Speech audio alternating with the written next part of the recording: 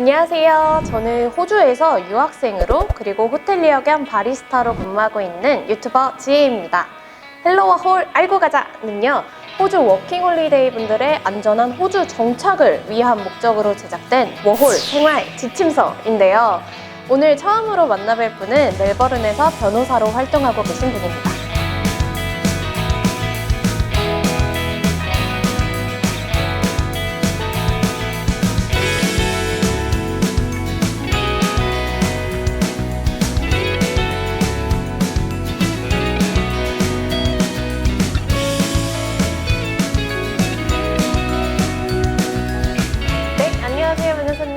안녕하세요. 안녕하세요.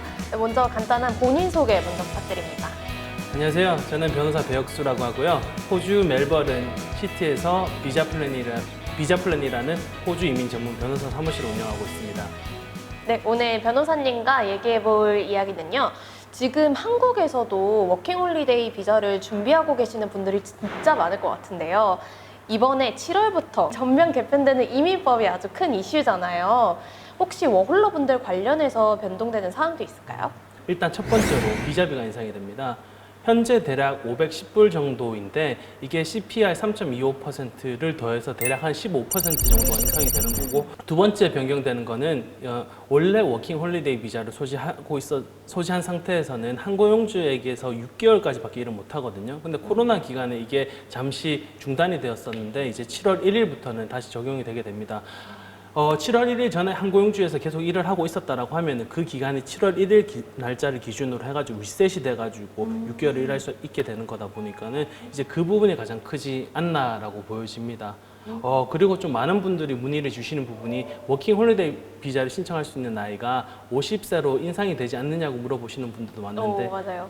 안타깝게도 한국 사람들한테는 그게 적용되지 않고 있습니다. 그 유튜브를 보니까 세컨이랑 서드 비자가 사라진다 이런 영상을 정말 많이 봤어요. 혹시 그것도 사실인가요? 한국 국적자에게 적용되는 거는 이제 세컨 앤 third 워킹 홀리데이 비자에 대해서도 그렇게 크게 개정이 되진 않습니다. 네. 그러면 세컨이랑 서드는 계속 유효하다. 맞습니다. 네, 그건 정말 좋은 소식인 것 같습니다.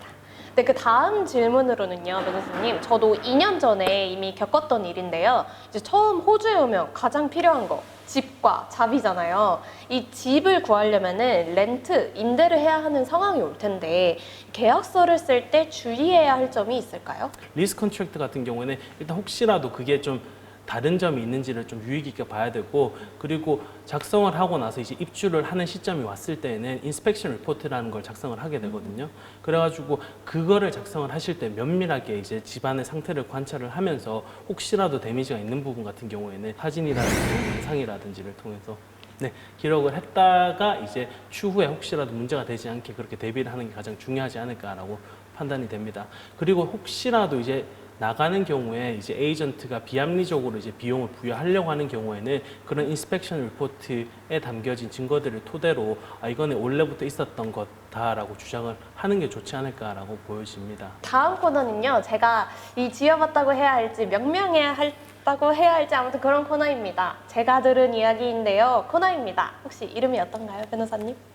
이름이 뭐였죠? 제가 들은 이야기인데요. 제가 들은 이야기? 네네. 좋습니다. 네, 영혼 없는 웃음 잘 보았습니다. 네, 제가 들은 이야기인데요.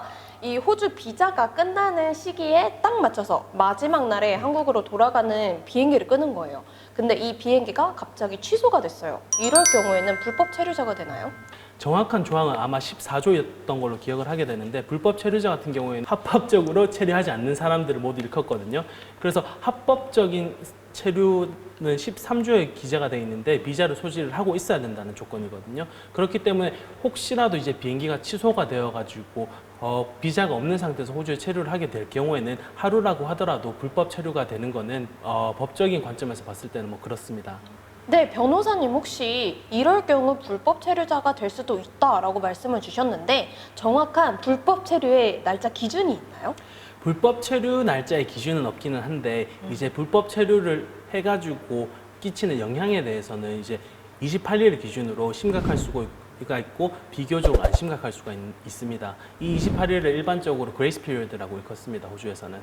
그리고 또 이어서 드리고 싶은 질문은 만약에 무주기하게 이렇게 불법 체류자가 됐어요. 그럼 만약에 이럴 경우 다음에 여행이라든지 유학이라든지 다시 한번 호주에 입국을 할 상황이 올 경우 혹시 불이익이 있을까요? 불법 체류를 한 기간이 28일이 넘어가게 되면은 이제 자동적으로 출국과 동시에 3년 동안 호주에 입국을 못하게 되는 게 일반적인 상황이고요. 뭐 28일이 넘지 않았다고 하더라도 그 이유에 대해서도 기재를 해야 되고 좀 복잡해지긴 하거든요. 그래서 다시 말씀드리겠지만 반드시 비자를 소지하고 호주에 체류하시기를 권유드립니다. 네, 비자와 날짜 체크 여러분 필수 아닌 필수입니다. 그 워킹홀리데이를 하면서 호주에서 살려면 네, 워킹홀리데이 분들은 농공장을 가시기도 하고 홀리데이를 즐기려면 또 운전이 필수 아닌 필수잖아요. 근데 한국과 교통 법규가 달라서 굉장히 곤란하거나 어려운 상황이 있을 것 같아요. 저 같은 경우에는 이제 시티에 살면서 이 네모난 상자에서 유턴을 하는 훅턴이라고 하나요? 그걸 보고 처음에 굉장히 신기했던 그런 경험이 있는데 교통 법규에 대해서 말씀해 주실 사항이 있을까요? 네, 일단 호주 같은 경우에는 이제 한국과 눈에 띄게 보이는 차이점이 반대 방향. 그래서 한국에서 이제 왼쪽에서 운전을 한다라고 하면 호주에서 오른쪽에서 운전한다는 게 다르고 또 면밀하게 봤을 때에는 호주에서는 이제 주마다 교통 법규라는 게 다르게 존재를 하거든요. 그래서 멜번 같은 경우에는 박스에 들어가서 이제 왼쪽에서 우회전을 하는 훅턴이라는 게 있고 또 트램이라는 게 있기 때문에 이제 뭐 거기에 따른 법규들이 굉장히 많거든요. 더군다나 또 자전거도 엄청 많은 도시이기도 하고 그래서 호주에서 운전을 하시기 전에 이제 교통 법규를 반드시 숙지를 하시고 안전하게 운전하시는 것을 권유드립니다.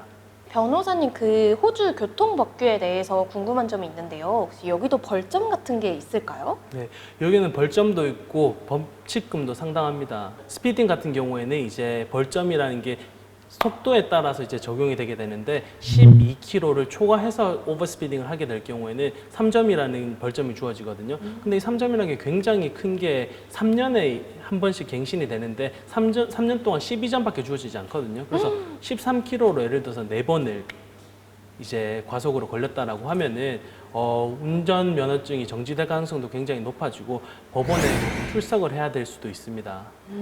그렇기 때문에 반드시 조심하셔서 운전하셔야 됩니다. 네, 여러분 이렇게 호주의 교통법규를 잘 확인하시면서 벌점 12점 깎이지 않도록 조심하셔야겠습니다. 네, 다음번에는요, 호주 산업 현장과 우리 일상에서 발생하는 사건, 사고를 전문으로 변호하시는 이려진 변호사님 모시고 이야기 나눠보겠습니다. 감사합니다.